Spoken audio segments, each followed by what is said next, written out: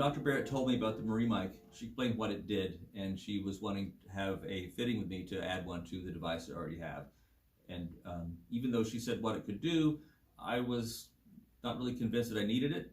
My devices sound fine, and but she said to come down anyways, it won't take long. So I came by, they put it in, and immediately the first thing I noticed was how much broader the range of dynamics are on it, and the relationship to everything around you spatially. The first thing that happened that excited me was my girlfriend was sitting next to us during the fitting, and she put down her coffee mug on a little cup it was next to. And not only did I hear it, but I could tell it was to my left, and it was kind of down on a table and kind of off a little bit behind me. So I could tell that.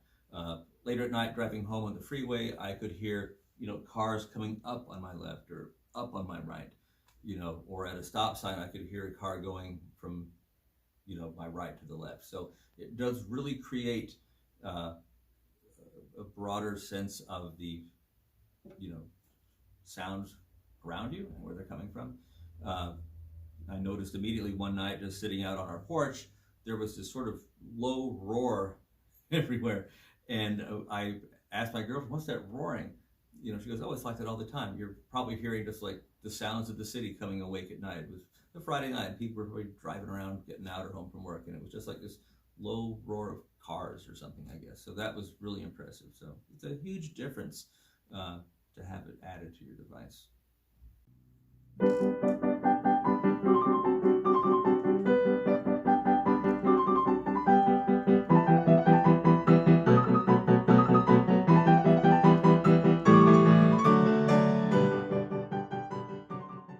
One of the things you're going to want to do when you get the M&RIE mic installed into your device is you're not going to hear everything it does right away. So give it a couple days and you'll run into a lot of the really amazing stuff that it does.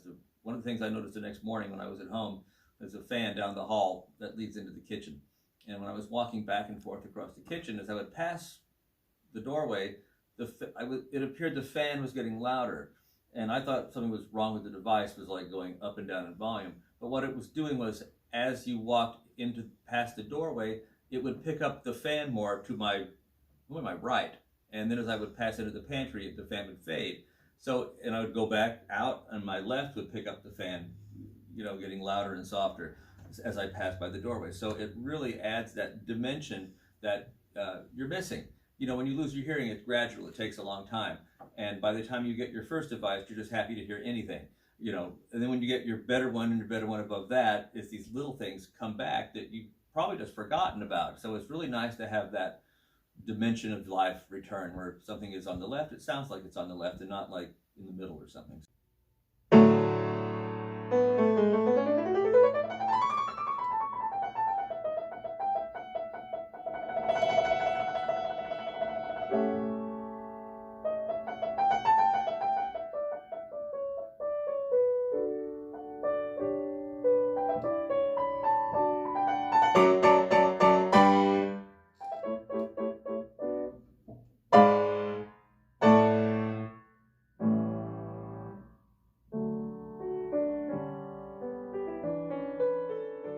When I'm playing the piano, I need to have confidence in what I'm playing, not just the notes, but I need to have confidence in the sound that I'm going to bring out of the instrument. And if I can't hear it, especially a soft passage, I'm going to overcompensate and play it too loud.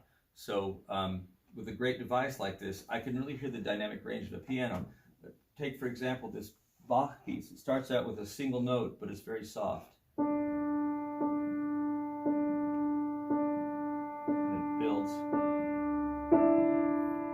I can play that as soft as I like. Before, when I didn't have my device, it was probably much louder than that. Also, when you're adding your melody to it, you want to shade. So you can bring your melody out and have your left hand be soft. So we build up into the first melody, and I'll bring out the top note of a chord. Hear that note there. The rest, I have to be able to shade softly and bring them together.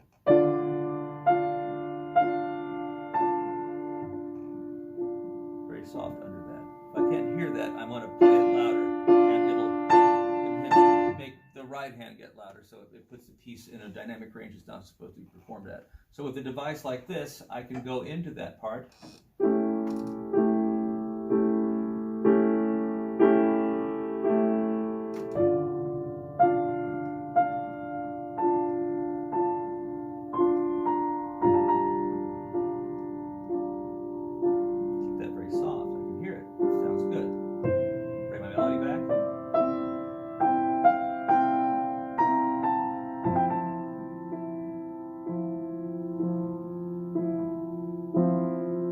lot of things technically to make it soft that way, but I have to get the sound out of the piano that I'm telling myself it's going to do by the way I'm hitting the key.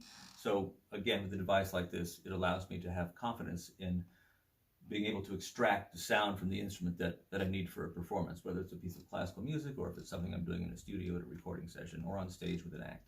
So great device. I don't know what I'd do without it.